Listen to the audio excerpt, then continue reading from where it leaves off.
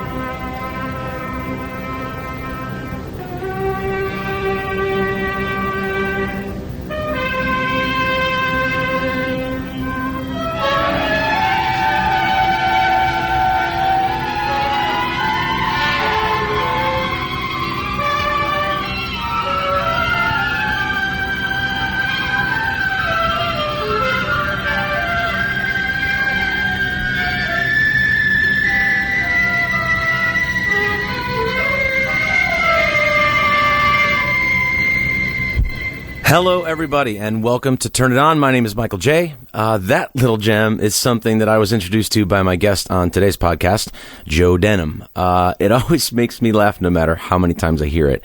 And I guess I apologize to those of you with dogs. It's just insane. Joe had a great story about that lovely recording being used as intro music on a festival show he played opening for Toby Keith in front of about 30,000 people. He said the greatest feeling was looking out and seeing everyone in the crowd absolutely losing their shit about halfway through.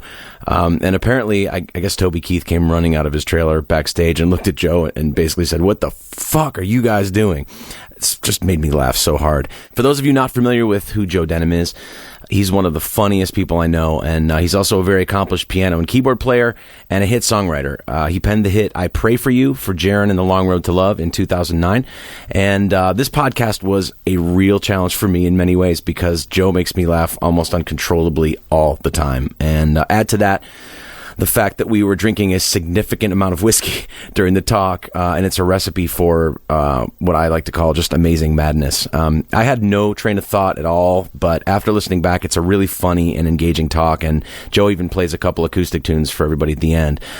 This talk actually has led to some more exciting things on the horizon for me as well. It's the Nashville networking machine working in the most perfect way. The way to network here, for people who don't know, is simply just not to network. You just hang out and get to know people, and if you're cool and you can hang with people, then you end up where you're supposed to be. The guitar player that was playing in Joe's band, the Hillbilly Soap Opera, actually bowed out of the band because of some family issues just following this podcast. And Joe called me a few days later and asked me if I'd be interested in playing a couple shows with him, to which I immediately said yes. So a couple rehearsals later, and we all hopped into a tour bus and went to Nebraska and Iowa for a weekend that honestly literally changed my life. I've spent years being a complete goofball around those closest to me, and all those friends of mine that know me best will attest to the fact that I have a really pretty warped sense of humor at times. Generally, the darker and more absurd something is, the funnier I find it.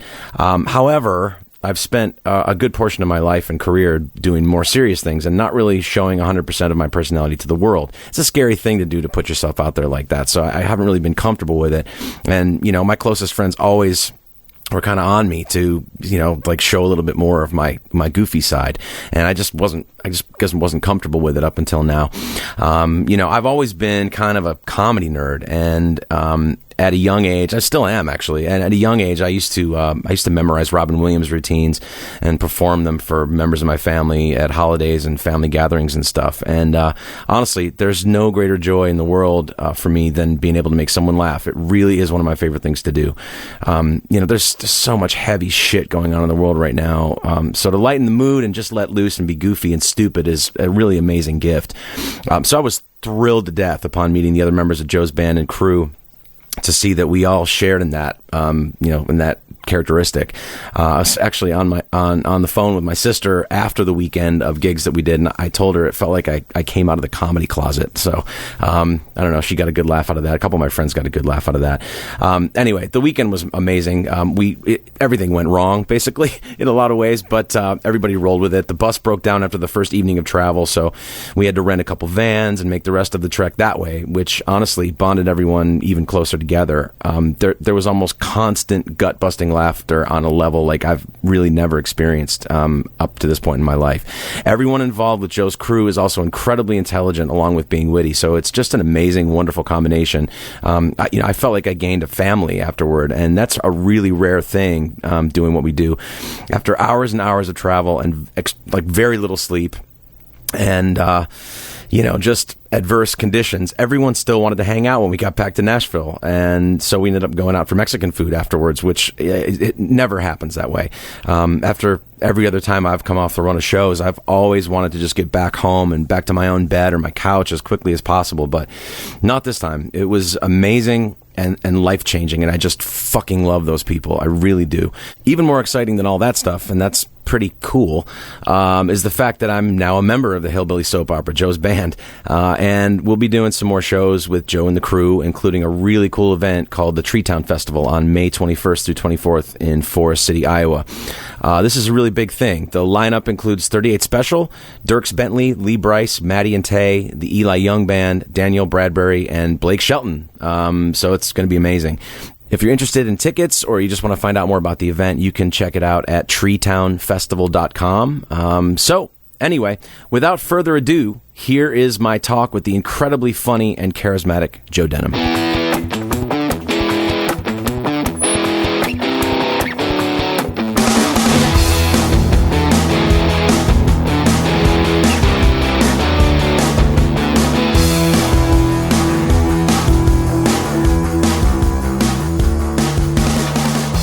Now we're going to have nothing to talk about. Yeah, we're out of shit. I already said that. I told you when you got here. All the good shit. We talked about all the good stuff. Oh, God. So where are you from? Are you?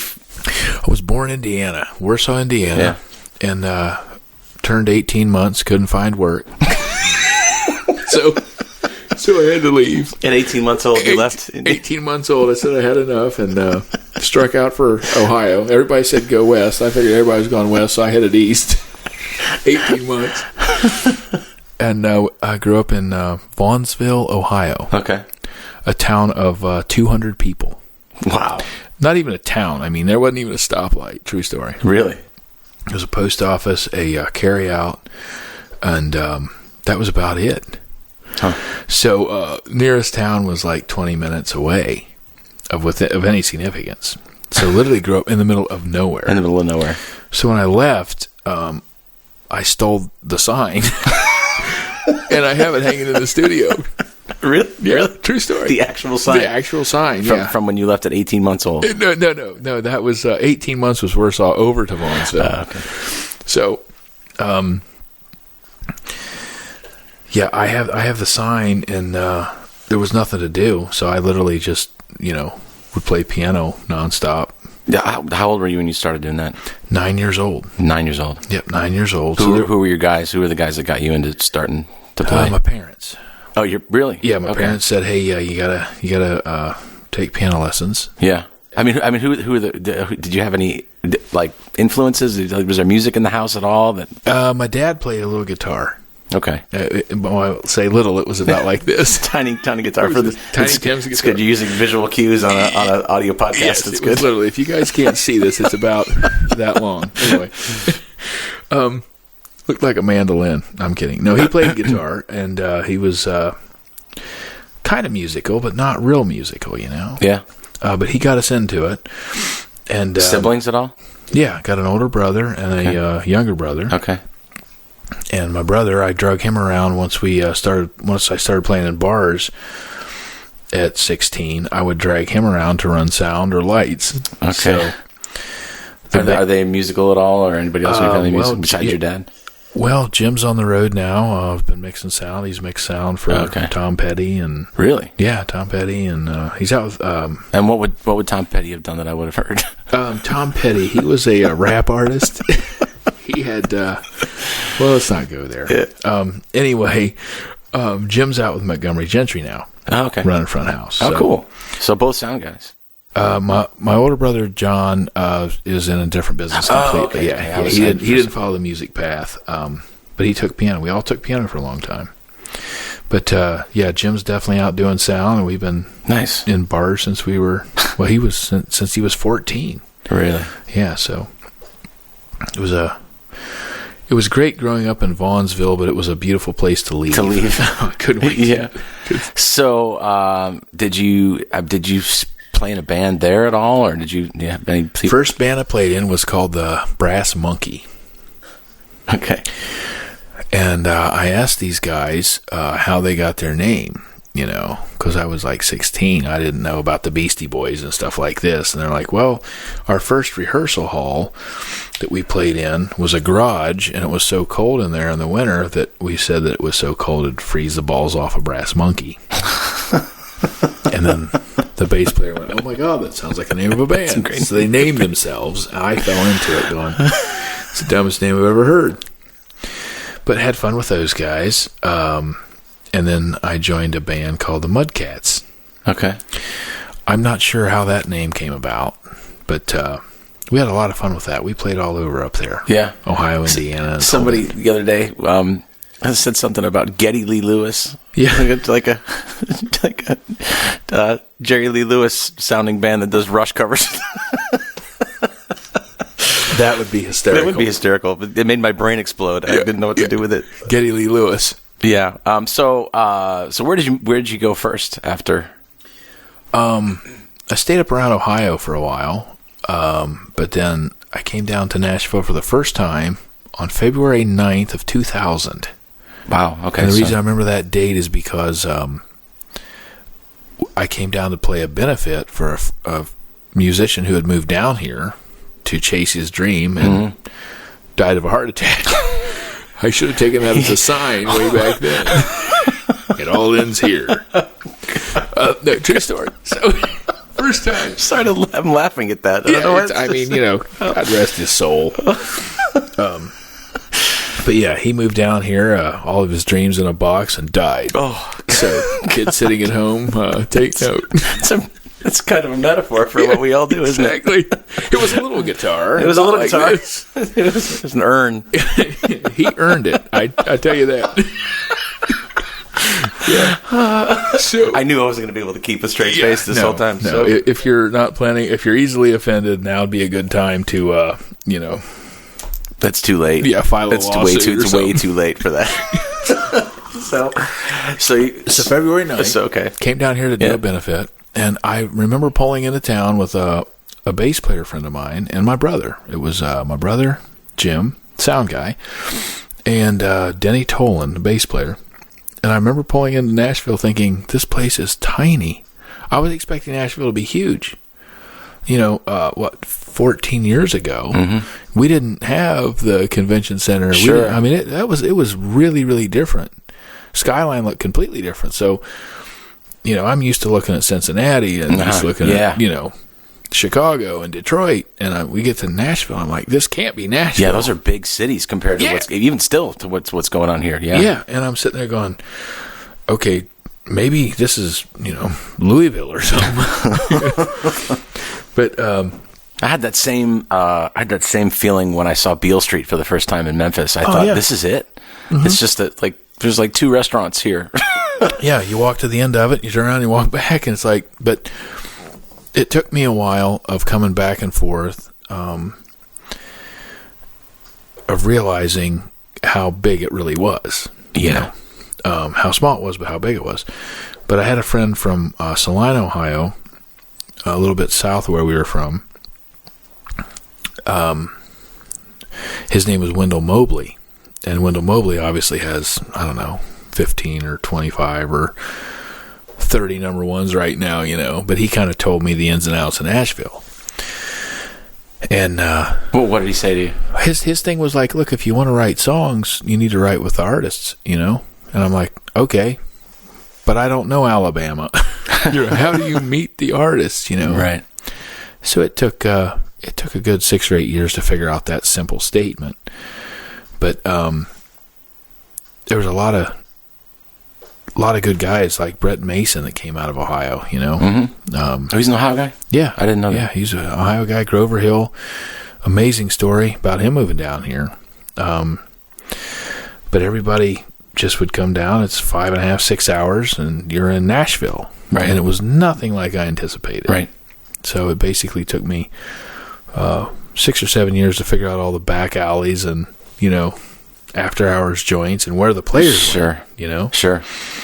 So came down here and started playing at the playing piano and B3 at the Boogie Bar and the Fiddle and Steel. Okay. Down in Printer's Alley. Okay. Yeah. And one thing led to another, and next thing I know, I'm on a tour bus and we're on the road playing shows. And how long after you moved here was that?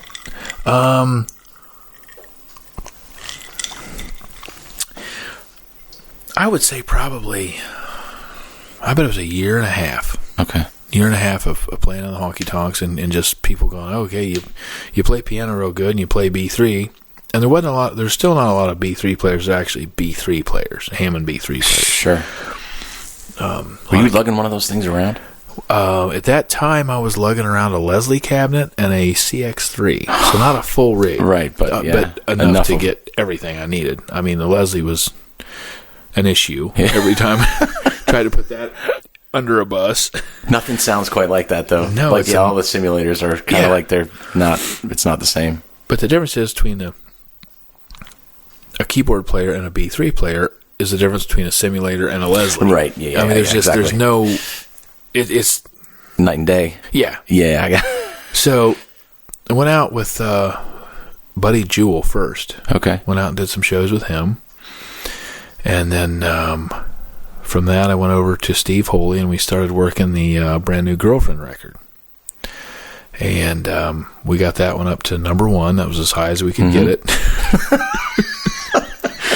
And from there, and coming up then, that was 2006. Blake Shelton was just coming out. Okay. Miranda Lambert was just coming out. Sure. Blake Shelton still had a mullet, which he later sold to, what was that fella's name? Josh Thompson. Josh Thompson bought his mullet at a yard the mullet sale. from Blake Shelton? Yeah, he did. On Craigslist. And in Angie's List, they talked about how great it was. Mullet for sale, free. Yes. You move. Mullet, yes. Pickup only, no shipping. Pickup only. Local pickup. Oh God, I'm losing my train of thought left and right here. But anyway, it was a good time. 2006 because Blake Shelton went on to be huge. Sure. Miranda did. Yeah. Chris Young did. Right. Luke Bryan. I mean, we were doing these tiny little shows where no one was showing up. Yeah. With Luke Bryan. Yeah, that's a crazy grouping of people. Yeah, That's and just to sit and look at it and be like, I remember when Taylor Swift was with opening for us in Poughkeepsie, New York. Mm-hmm. You know where Poughkeepsie is? Yeah, I do, yeah. You're from just up the road, right? Well, Rochester is a ways outside of Poughkeepsie, but I have a story about Rochester. Do you? Well, let's hear it. I had to move a tour bus. By yourself? It was after a show. The bus driver was still asleep. The street so you had to was move. out. Okay, so I literally jumped in and drove this thing, and we got pulled over. Now, driving a tour bus without the proper, utensils. Come on, really? No, true story. I can't make it up. I have witnesses. Okay. I wouldn't be questioning you. So we pull over from this gas station because Steve and the guys wanted to get cigarettes and something else to drink because we obviously had enough to drink. Sure. And here come the cops, and I'm like, man, there's $10,000 fine for driving a tour bus without a CDO. Wow. So we made up some cockamamie story, invited the cops on the bus, And they're like, we've never seen a tour bus. We're like, well, Let's give you the tour. Let's show you around. So we show them the whole bus. They're like, what are you guys doing? We're like, well, we just played the show. And they knew the song, so of course they were all friends, you know. But then another cop showed up. Pretty soon we had 4 cops sitting there on our bus. And the rest of the band's in buying beer and cigarettes. The bus driver's at the hotel asleep. So disaster averted. Yeah, averted. I mean, you know. So, but yeah, that's Rochester. But anyway, Wow. Taylor Swift Yeah. opened for us in Poughkeepsie, New York. It was Steve Holy, Phil Vassar, and Taylor Swift. Wow. And she walked out there with just her and her guitar.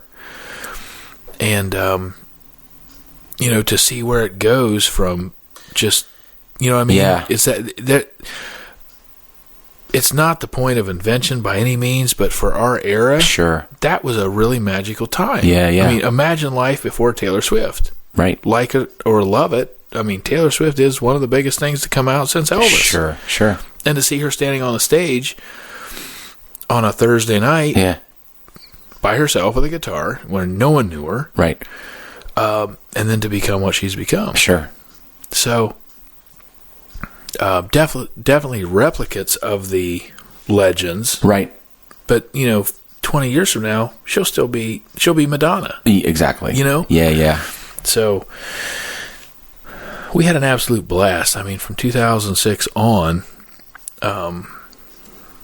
it was just one after another. Right. Lady Antebellum, you know, was showing up in a van with a U-Haul trailer behind it, you know, and it was just like, okay. But I'm interested to know where, like, because you're a really funny guy. So where does the comedy aspect come into all this? Like, so you know, how does that work out? Well, I mean, I think those guys kept me around mostly just because they wanted a good laugh. You know, I mean, the 20, 30 minutes on stage is like, okay, yeah, whatever. He's an okay keyboard player, but he's a funny guy. Yeah, he's all right. He can hold it down. I've heard you play. You're good. Yeah. He's way funnier than he is good. That should be a T-shirt. I'm funnier than I am good. Listen, we're $10 million ideas right here, Yeah, right now. it down. If we see it out there, Fortune cookies. Yeah, fortune cookies. The guitar was this big. The guitar. No. I don't know. I just always look at things differently, and some of the funniest people I've met have been Steve Holy. Mm-hmm. But when you put Steve Holy on a bus with Blake Shelton, who is insanely funny, Yeah. I mean, we'd literally sit up till 3 or 4 in the morning telling jokes. Right. I mean, literally just telling jokes. Right. We couldn't wait to get off stage and start drinking more. Yeah. And tell jokes. So, it was a thing that just kept going on and on from tour to tour, and I'd be the prankster and just couldn't help myself, just Right. finding the funny. And then, Did you ever do stand-up? you know, I never did. Okay. I never did until I was out in Vegas about, 4 years ago, and I was out there writing with Rodney Carrington, Okay. writing for his new record. And we were laughing so hard. How'd you meet him? I met him in 2007 at a CMT award show. Okay. And we sat next to each other, and we're sitting there, and they tell us when to applause and when not to applause. So he looks at me and he goes, I guess we're clap buddies. I'm like, so we have the clap together. And we were just instant friends. After that, we just went drinking and had a good time. But I was out in Vegas writing with him, and we were trying to write these serious songs, but we got to laughing so hard, we just kept dicking with each other. Can we say dicking? You can say whatever the Charles fuck you Dickens? want. You can say Yes. whatever you want, Joe. God damn it. You can, So, can't say fuck in front of a KID. you can say. Anyhow, we're laughing so hard, and he's like, look, have you considered doing stand-up? Have you thought about doing this? And I'm like, I don't know. So he kind of got the ball rolling, and so I started doing stand-up and just loved it. Really? Just absolutely have a blast with it. Yeah. But the funniest moments for me are when you mix music and comedy. There's Sure. just something magical about when you Yeah. take a funny idea and put it to a melody. Right. So that was probably about 4 years ago, and that's kind of what got the whole thing rolling. Okay. As far as just bringing, it's always been there. I mean, in college, high school, I've always been just telling jokes and being an idiot. Right. I think I remember. Well, one of the nights we went out together. We met in St. Croix. With that Christian mingle thing. That Christian mingle. Was that singlesonly.org? Doing gigs with Chuck Wicks, or doing a gig with Chuck Wicks down in St. Croix, and one of the times we hung out in Nashville, I remember you have this knack of like saying things to people that if I said it, I'd get my ass kicked. But for some reason, your delivery of it, and I don't know what I think they feel sorry for me. Maybe I think they feel like you can't hit that guy. He has an issue. It was just thing after thing after thing. I'm like, if it were me, I would have gotten mauled by somebody. I think the thing is they're so in shock they don't know what to get pissed about. So they just stand there and shake their head and be like, I don't know what to think or feel right now. I'm not sure if I've been violated, touched, or if I'm on How to Catch a Predator. But it's all in fun, and it's all it all works out, you know. I've been in 2 bar fights. Really? Yeah, 2 bar fights. That you started? No, I didn't start them. Oh, okay. And they've all been in the same small town where I'm from, actually. I've been all over the world. I've been in England. I've been in South America. In every bar in the United States, and I've never been in a bar fight. But for some reason... 2 bar fights in your hometown. 2 bar fights in my hometown. Sounds like a song. We should write that. I think we just did. Bar fights in a hometown. Bar fights in a hometown. Yeah, it'd be a good old Brantley Gilbert, kick your ass, you sons of bitches, that kind of thing. Yeah. With a tailgate. Exactly. Yeah. Exactly. With a tailgate and a truck. I got my dukes up, my tailgate down, that kind of thing. 2 fights in a small town. 2 fights in a small town. 2 fights in a small town. Oh, God. Yeah. I had a bunch of questions I wanted to ask you. I can't remember a single one of them at this point in time. Look at your talking points. I don't have any talking points. I don't do research. I don't make notes. You I don't know. I just them. figured we'd show up and talk and hang out and see what happens. St. Croix was an absolute riot, though. That was fun. That was good. I think the first thing you said to me was an insult. I think you like that funny insult. Remind me, what I'm was not it? sure what you even. It was something about. I can't even know. I remember having painkillers. I remember asking you guys if you had the painkillers. Yeah. And if you don't know what a painkiller is it's a mixed drink of coconut and 4 different rums. Yeah. Oh God. I lost count at 3. They're way too. They taste like a girl. It tastes like you're going to get girl drunk. Yeah. And then suddenly, before you know it, it's you're just completely. Yeah. Hammered. Yeah, I mean, you know what? The more episodes I do of this thing, people are going to be like, we're drinking whiskey right now as we talk. So, what are we drinking? Slow and this is maybe we'll get them as a sponsor. We're drinking Slow and Low, Rock and Rye. Rock and Rye. It's been around since 1492. It's 84% pure proof whiskey. It's really, really good. If you haven't had Slow and Low, it's delicious. Yeah. It's union made. It is, yeah. That's exactly. why exactly. That's why it's slow, because this is the unions. I pray the tire blows out at 110. I pray you pass out drunk with your best friend and wake up with a his and her tattoo.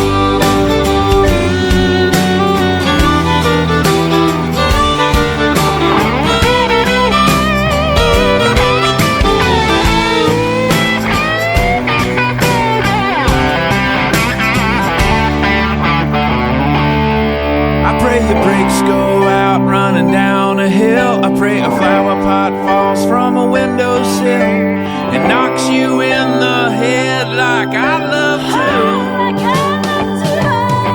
I pray your birthday comes and nobody. So tell me about this whole Tree Town thing that we talked about before we started recording, which we should have been from the minute one. I should have had something going, but that's okay. Tree Town Festival came about through some mutual friends of mine.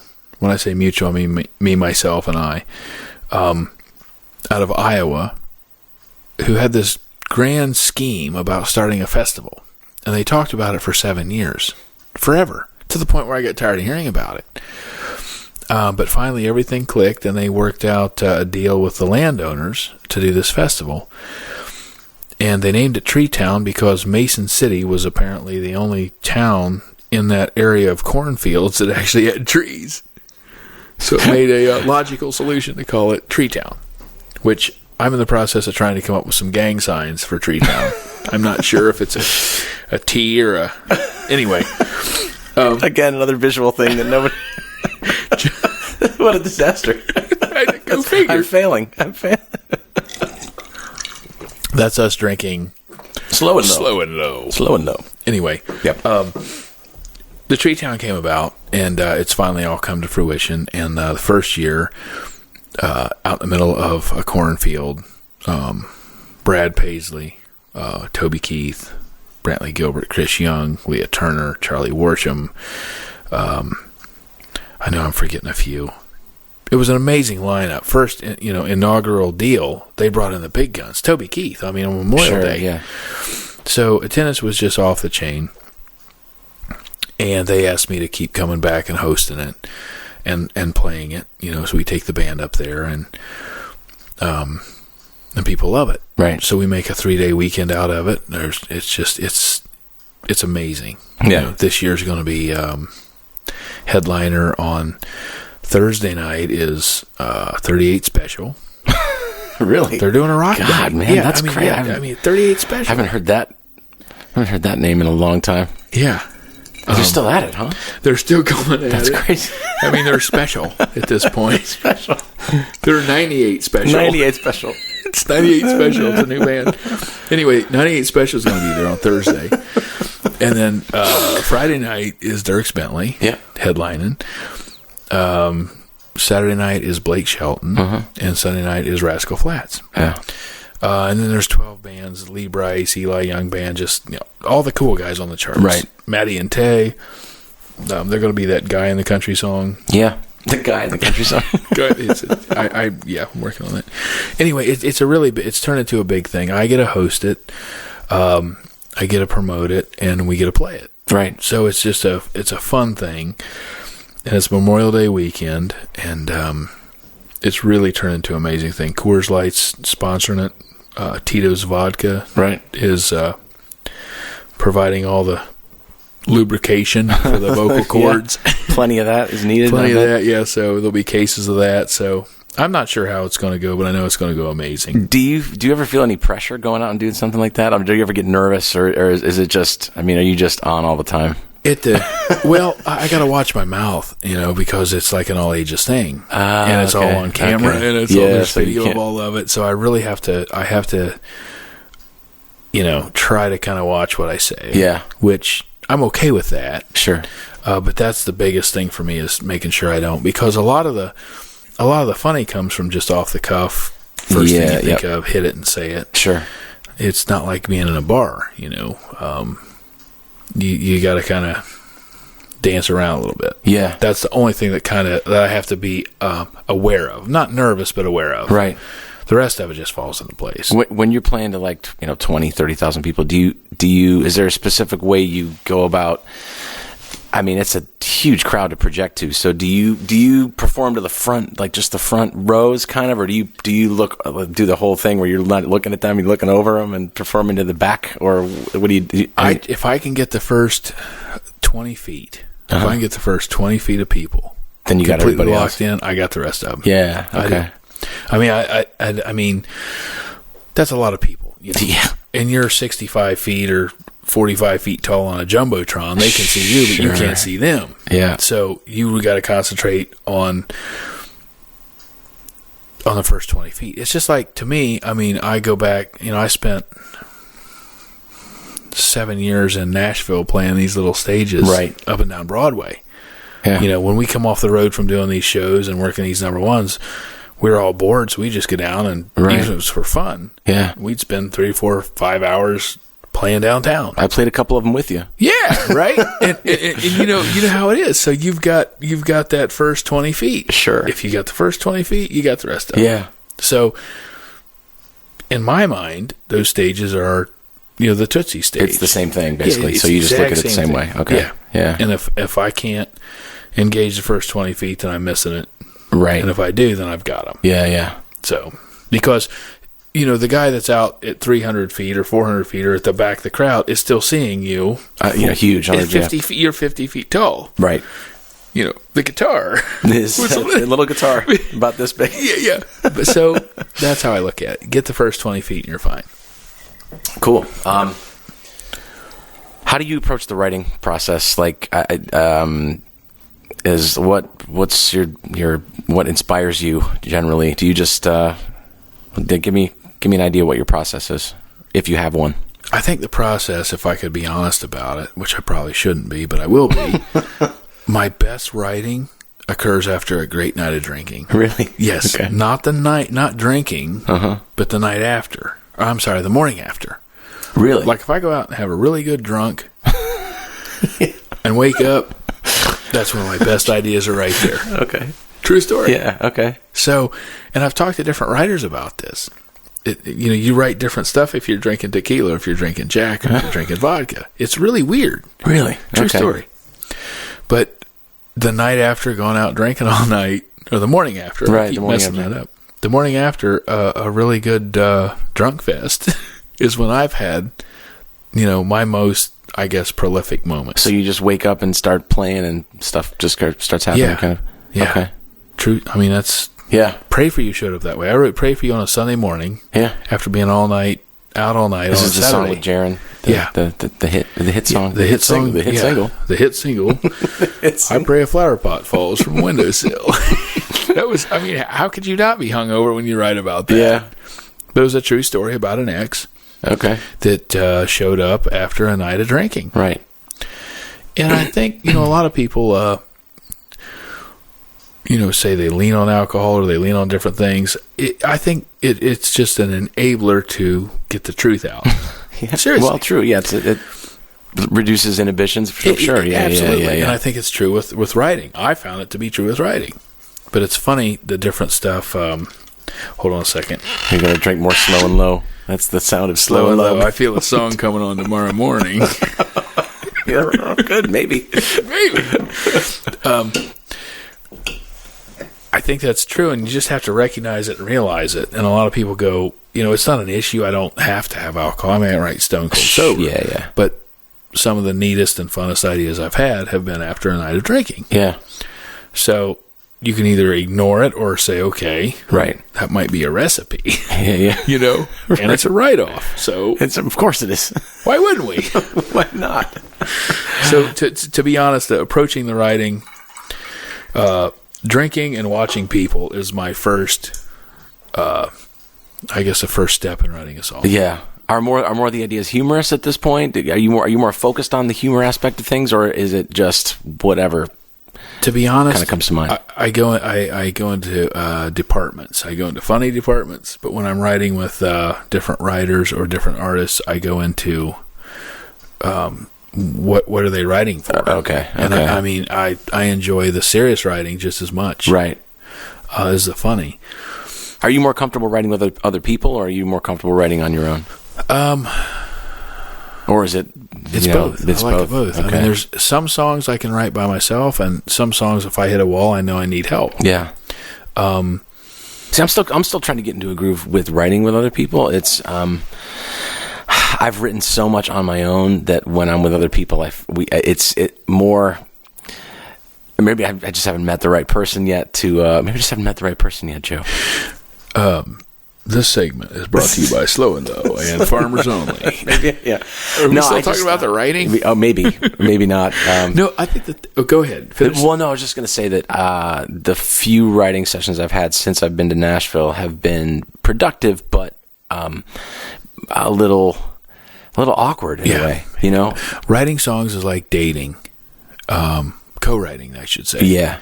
And you have to just lose all your dignity, all your inhibitions, everything. Has to be just completely off. Yeah. You have to just be like, it's like there is no holes barred. Sure.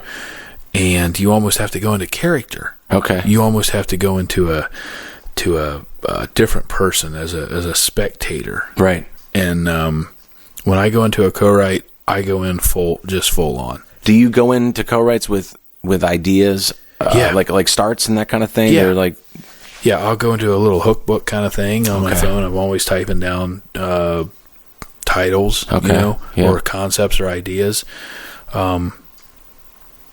It just depends. But, some writers, I'll throw out an idea that I think's great, and they're just like, they don't even get it.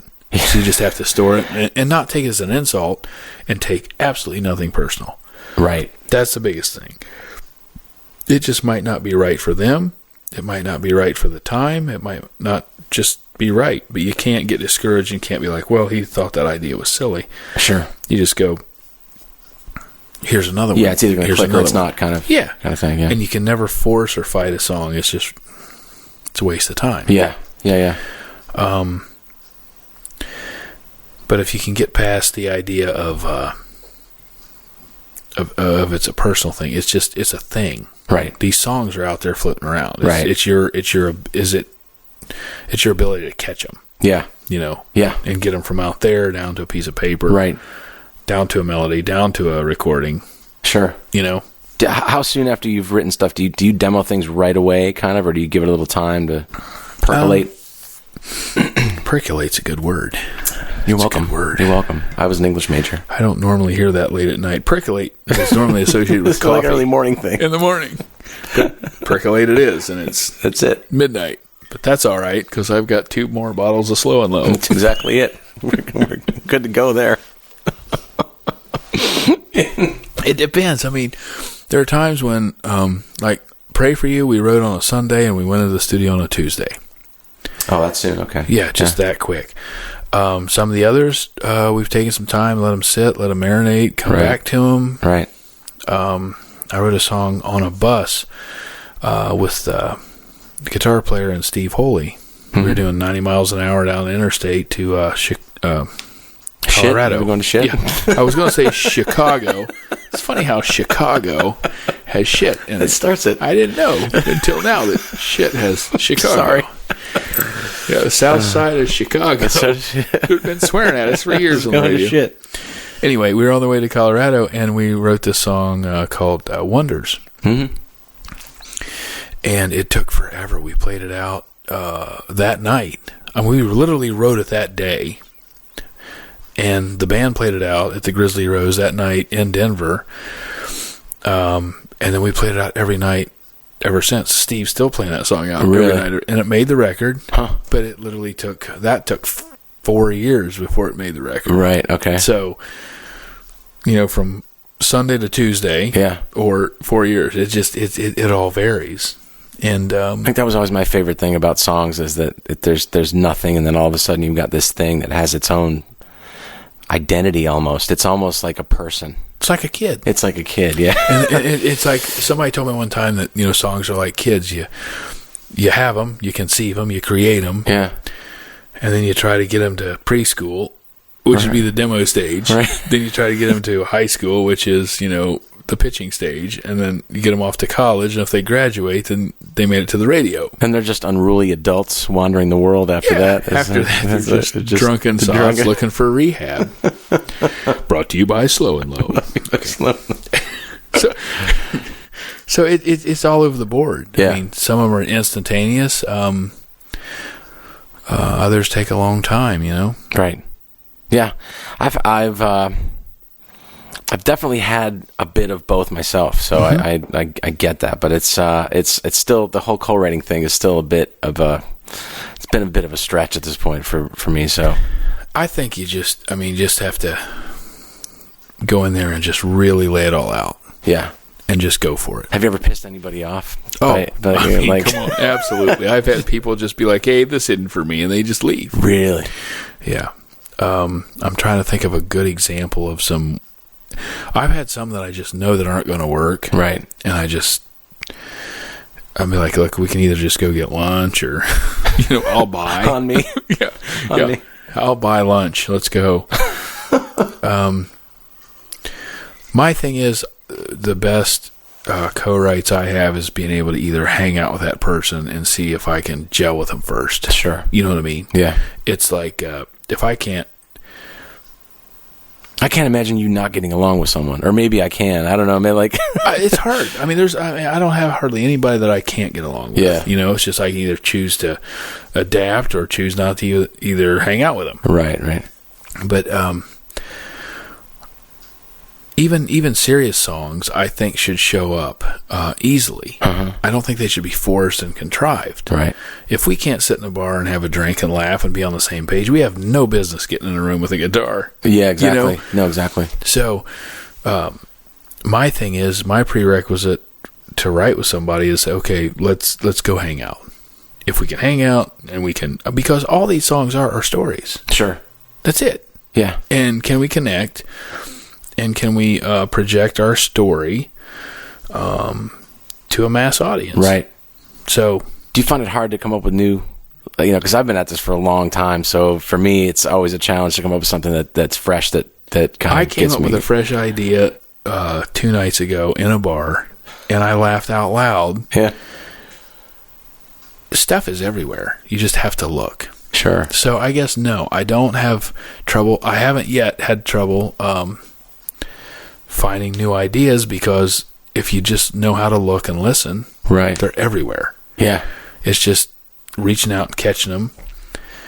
I think the trick is now is, so much has been done. You're just trying to make sure that you find a fresh way. Yeah. That's more what I was asking, I guess, because it's, so much of what I hear on the radio now, and so much of what I hear in country music is it. I mean, well, and not to put anybody down. I have a lot of respect for anybody that's out there doing it, but I do hear a lot of the same ideas. I do hear a lot of the same lyrical content and that kind of thing. And it just it strikes me as like it's lazy songwriting. It's like baking chocolate chip cookies. You got the dough, you got the flour, you got the eggs, you got the chocolate chips. Bam, you've got a cookie. Everybody likes chocolate chip cookies. Yeah. I like to write snickerdoodles. You know what I mean? Yeah, yeah. You're not going to eat a snickerdoodle all the time, but everybody likes it once in a while. Yeah. So I like to write those outside the box ideas where people go, you know what? The guy has a point. Sure. I don't think my songs are going to be listened to every day. Right. They're definitely not going to be chocolate chip cookies. I would listen to the Pubes on the Soap. Pubes on the Soap is a hit. Nobody's going to know what we're talking about. I don't know. Do you have a version of that somewhere? That I have a bus version. We'll put on this. You'll need to send it to me so we can. Yeah, and the audience now is going to stay tuned. Yeah, you'll have to hear Pubes on the Soap. On the edge of their seat. Yeah, the edge of their... or fast forwarding now. They're going to just fast forward the rest of this to go, I got to hear the Pubes on the Soap. I'm going to the Pubes on the Soap. I brought my parents in to see you. I remember when I was you were doing a Broadway gig, and I brought my parents in, and they had the best time. Do they still talk to you? No, they don't. No, we're not talking anymore. No, they that was great. And you played that song. I mean, I remember you asking permission. You looked at me and I said, "This is my mom and my dad." And you said, "Are mom and dad ready for Pubes on the Soap?" And I said, "Well." What did they think? I mean, what did they say? It. They had I've never seen them laugh that hard. I haven't seen my mom laugh that hard in years. It was great. So that's the idea. I mean, the idea is nobody's going to care what you said or what you did, but they're going to care how you made them feel. Yeah, right. So if I could, only meeting your parents that brief time, I haven't seen them since. Sure. If they can hear my name and go, "Oh my God, that guy!" Yeah. No, they had a blast. You know what I mean? Yeah, so sure. To me, that's entertainment. The secret of that's everything. Music. That's the secret. Make them never forget you by doing something, positive. Through humor, through songs, if I'd have if we'd have come up with a really serious, heart-wrenching song, they'd remember that. But I think that they want to remember that they laughed. Yeah. They went, "Oh, that guy was an idiot." Yeah. That guy was just out there. But they remember. Right. So to me, that's what I want to do in music. I want to make people remember how they felt when they heard that song. Right. I was sitting in my car, and that song was my theme song. Sure. Whether it was a love song, whether it was a hate song, right. Whether it was a in the middle song, I wanted to remember when they heard it. They went, "Okay, that was how awesome." They felt.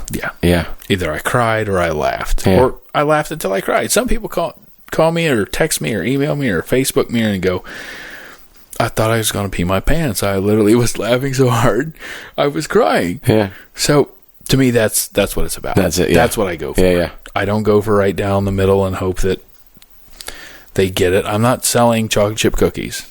You're selling snickerdoodles. Snickerdoodles made with slow and low whiskey. Slow and low whiskey. Snickerdoodles. Brought to you by Rock and Rye. We sit around and talk about our four-wheel drives.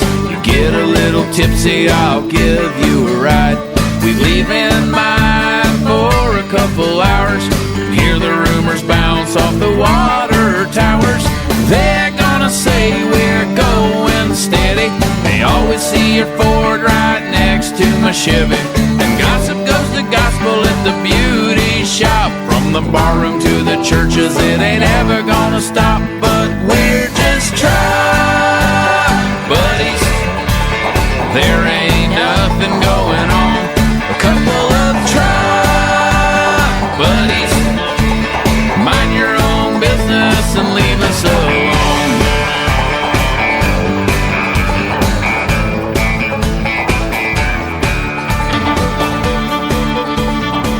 I just thought, I'm like, I have all these questions for you, and I'm like, I'm looking at you now with just a blank.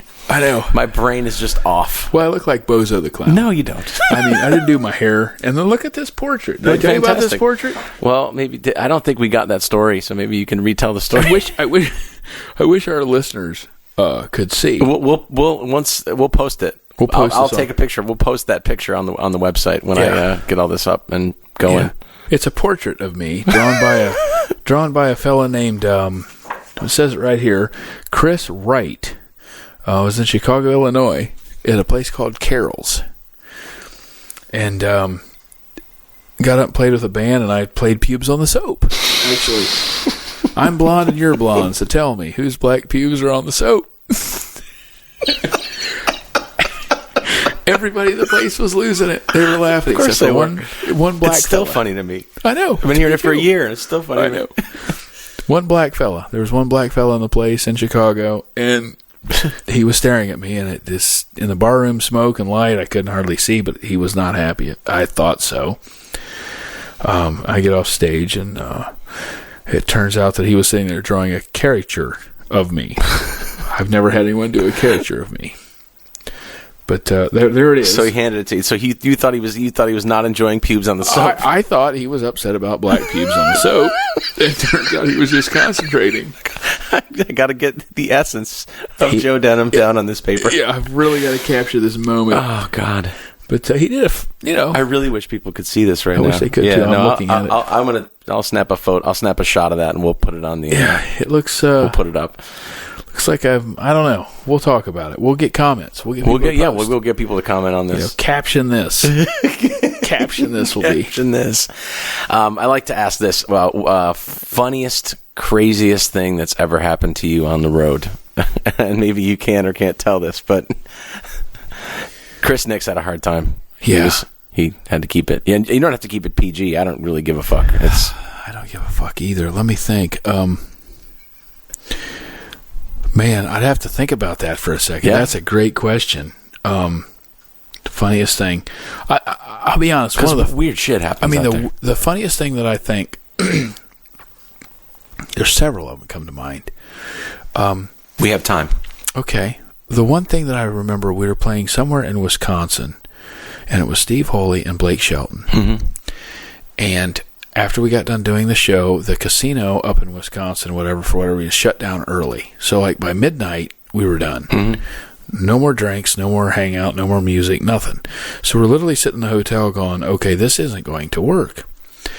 So we tried to get some runners to take us in some cars to a bar. So I'd find a bar. So I literally looked at my phone and I'm like, look, there's a thing called the Blue Goose. It comes up on the internet. It's a Blue Goose. It's like 9 miles from here. Let's just go there. Sunday night in Wisconsin. Not a lot to do. Right. I call them. They said, yeah, we're open till 2. So I tried to get some runners in cars. Couldn't get the cars, so we had to wake up the bus drivers. And we drive 9 miles to the Blue Goose. Now, the Blue Goose is probably about 800 square feet of bar on the side of a road with the light bulbs burned out the window. Blue Goose. We come rocking in there with $2.5 million tour buses. And we park them like they're Honda Accords right in front of the door. And we go in, and there's 4 people in the bar. Blake Shelton, Steve Holy. Right. I think that was all of us. And the band, the whole band. Right. So there's like 20 people coming out off this bus, half hammered because we've been drinking all night. We had a show, so of course we were drinking. Of course. We get in there, And everybody looks around, and people start getting out their phones, and they start calling. Well, by the time 1 o'clock rolls around, 2 o'clock in the morning, the place is freaking packed. There's a line out the door. Because everybody knows you're there. Everybody knows we're there at this point. They could get another person, and the fire marshal showed up. And we were at the Blue Goose, spiking the jukebox, just playing old Merle Haggard. I mean, just old country shit. Nice. Yeah. And people are like, we want it. We're like, no, you guys. We literally took one of Blake Shelton's band members and stuck him by the jukebox and said, don't let anybody else play anything. You can't. We've spiked it for all night. We own this bar. It's ours. And we literally, I think we left at like 4 a.m. Yeah. I mean, they left it open. It was one of those moments, and not crazy funny, but it was just, who takes 2 buses to the bus wheels cost more than the bar. Yeah. You know, but it was so fun. That's great. And we had a freaking blast, and it was just. Next time you're drinking whiskey, one of my buddies, this guy Zach Stewart's a drummer, great drummer in town, and we were on the road a few months back, might have been 3-4 months ago, and we had a night off, and he said, well, we have to have a twitty party. A what? A twitty party. Oh, a Conway twitty? I'm like, what's a twitty party? He said, well, you sit around, you drink whiskey of your choice, and you get drunk and listen to Conway Twitty songs all night long on just whatever. I'm in. So twitty party. Twitty party is. Yeah, twitty party. And a prine. John Prine. When I get hammered drunk late at night, Prine party. Especially on the West Coast, yeah. John Prine. John Prine, Guy Clark. Yeah. Neil Young. Yeah. Harvest Moon. The best thing to do is just sit and listen to Harvest Moon. Oh, yeah, of course. You know. And every time he plays the harmonica, you do a shot. Oh, God. You'll be hammered. I bet. In the first minute. What's the thing you're most proud of? Like, I think I'm most proud of. That's a good one. I'm really proud to Pray For You. Yeah. I really am.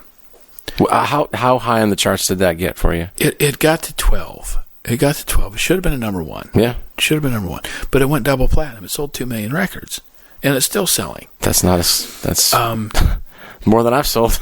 Well, my first record went plastic. Well, my new one's gone womanized.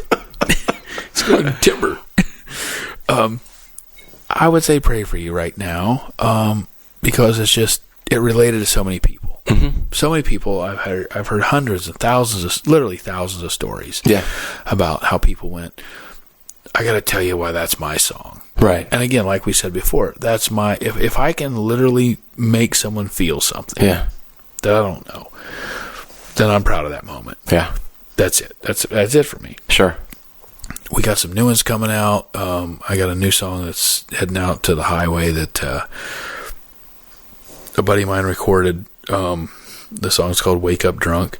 And we've all done it. Yeah, of course. But I've never heard somebody say, I've never heard him sing Wake Up Drunk. Yeah.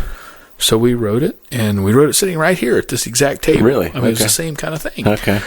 And now it's on terrestrial radio. Mm-hmm. You know, it's getting spins in secondary markets, and it's doing very well. Nice. And people are loving it. And I think the launch date is January 15th for the huge push. Uh-huh. But, you know. Is your plan to do, do you have a plan to do a full record at some point, or are you just going to do singles, that kind of thing for now? Or? We did the 6-pack. Okay. Because we want to tie everything to drinking. Because we can. But eventually we'll do a full record. Killing me. But I think the attention span, I can listen to 6 of my songs and I zone out and want to just go to a Twitty party. Twitty party, yeah. Of course.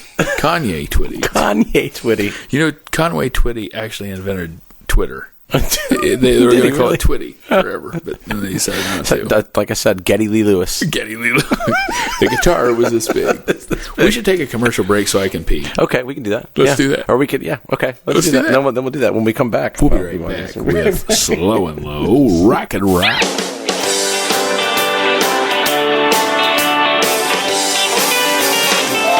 You broke my heart, bitch.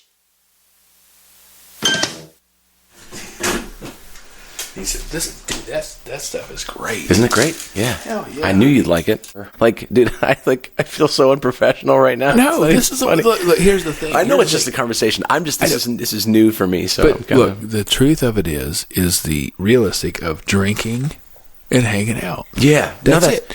Nobody gives a shit about. It's not about professional. If we were professional, we'd work at Staples and sell computers. Fuck that. It's true. No, It's true. seriously.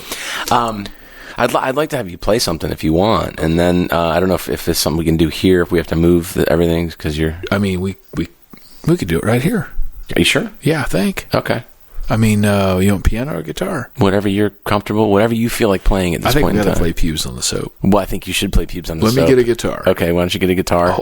Oh, we'll hold that thought. I'll hold. I'll give Not a commentary. the Chuck Wick song. Not the Chuck Wick song. I'll hold that thought. Okay, you talk to them about that. I'll get a guitar. I'll give a play-by-play while you're getting the guitar. So Joe is now standing up. He's walking across the kitchen with his portrait. I have to take a picture of that, by the way. But don't go too far with that thing. Just sitting here by myself in Joe Denim's kitchen, and Joe is going to grab a guitar and he's going to regale you, the listeners, with a version of his what's the word? The crown jewel in the Joe Denim catalog, basically. A song about standing in a shower and I can only keep this up for so long. I'm just going to keep talking. And now it's really quiet. And here I sit alone in Joe Denim's kitchen. And here he comes. He emerges from the room with a guitar. Here, Let me give you another mic here. with a guitar. Let me give you 2 mics. 2 mics are better than 1. 2 mics. Mike who? Let's do this real quick. That's me. Just hear those sleigh bells ringing under a bridge.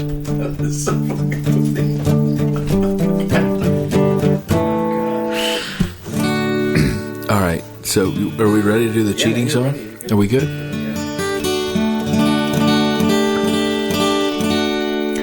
This is a cheating song. It's how to spot a cheater. It's a pre-cheater song. It goes like this. No, the warning signs were not everywhere, and I didn't find some stranger's underwear. I don't mean to be accusing, but it's a little confusing. I spent an hour in the shower looking down, hit my toes. Oh, 'cause I'm blonde and you're blonde. Tell me whose black pubes are on the soap. There it is. No, nobody left the seat up on my throne.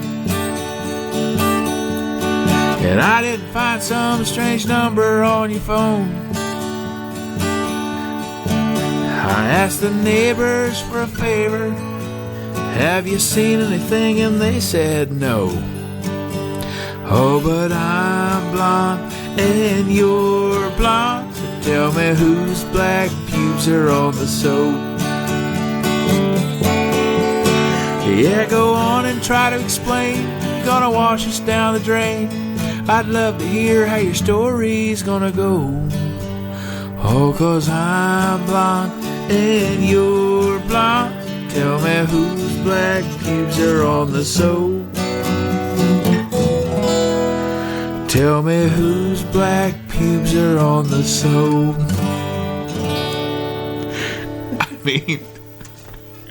I mean, that is magic. It is magic. You want to play another one? You got anything else? I can. You got anything else? That's it. Is that it? You're a guitar player. I am. You're way better than me. I don't know about that. Not right now.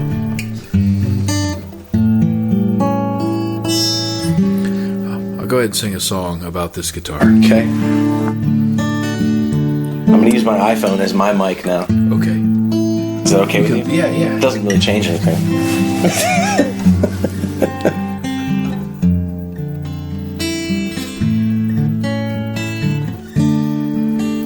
So George Harrison had that song, While My Guitar Gently Weeps. Yeah. And what's his name? B.B. King had Lucille. Yeah. And my idea was that these guitars see everything. They see the drunk, they see the sober, they see every night. And I thought Eric Clapton had Layla. He did. So did George Harrison. So did George Harrison. Imagine. That's John Lennon. Oh, sorry, wrong guy. Wrong Beatle. John Lennon didn't have Layla. So I thought, these guitars have seen it all. And they wrote songs about their guitar, so I decided that Joe Denim should write a song about his guitar. You want to hear it? I do. I saw you through the window. I could tell you'd lost your shine. How could anyone let you go? I'd give anything to make you mine. Well, I know you've been around, you've been played before. What do you say? You know I'll pay. Let's walk right out that door. 'Cause I'd really love to pluck you. I could pluck you all night long. Yeah, I'll pluck you in the kitchen. I'll pluck you like a chicken. I'll pluck you till the crack of dawn. When the day begins, I'll pluck your ass again. No, I'll pluck you till my fingers turn blue. Oh, oh, oh, I'd really love to pluck you. It's pretty good, isn't it? Can't wait to get you home. Wrap my hand around your neck. You know I'll hold you real close. I'll be gentle, don't you fret. Well, my friends are coming over to see the love I found. Hey, I don't care, you know I'll share. I'll pass you all around. 'Cause they'd really love to pluck you. We'll pluck you all night long. They'll pluck you by the hour. We'll pluck you like a flower. Pluck you till the crack of dawn. When the day begins, we'll pluck your ass again. No, we'll pluck you till our fingers turn fucking blue. Oh, oh, oh, I'd really love to pluck you. There's a huge solo here, but I don't know it. So I'll just go to the chorus. I'd really love to pluck you. I could pluck you all night long. Yeah, I'll pluck you deep moon. I'll pluck you out of tune. I'll pluck you till the cows come home. When the day begins, I'll pluck your ass again. Oh, I'll change your old G-string. Oh, oh, oh, I'd really love to pluck you. Oh, oh, oh, I'd really love to pluck you. That's great, man. I mean, that is quality. That's great. Joe, thanks for talking with me, man. I appreciate you. that. It's a good place to wrap it up, I think. I don't know where we go from there. I don't know how to top that. I think we can go from there. So, yeah. Thanks so much, man. Thank you. I really appreciate it. On Turn It Up. On Turn It On. Turn it on. You can turn it up. I'm going to turn it up and turn it on. You turn it up and turn it on. I love it. That's okay. On. Turn it on. Turn it on. Turn it on. Thanks, man. Beautiful. That's it, you guys. I hope you enjoyed that talk as much as I did. I fucking love that guy. Joe has a lot of music available on iTunes. Just do a search for Joe Denim and you'll find him there. You'll be hearing from Joe Denim a lot more, probably seeing a lot more of us coming up soon, so get ready for that if you can. Thanks again so much for tuning in as well. I got a lot of really great feedback on the first episode that I did with Chris Nix, and so this episode is going up as sort of a holiday bonus thing. Christmas is coming and all that. So I wish you all a very, very happy and safe holiday season. I hope you all get to spend it with those people that you love the most. And I'll leave you now with another song that Joe Denim actually introduced to us on the bus. And again, it's another one of those things that I just can't listen to without laughing. I hope you find it as funny as I do. So anyway, that's it, everybody. Thanks again. I'm Michael J. I will see you again. There'll be more episodes of this up after the first of the year sometime. Not sure when that's going to happen yet, but there'll be a full website, and you'll be able to subscribe to this stuff on iTunes and all that kind of thing too. So I'll keep you posted. Please join us on our Facebook page, Turn It On Podcast. You can do a search for that. And that's it, everyone. Happy holidays. Merry Christmas.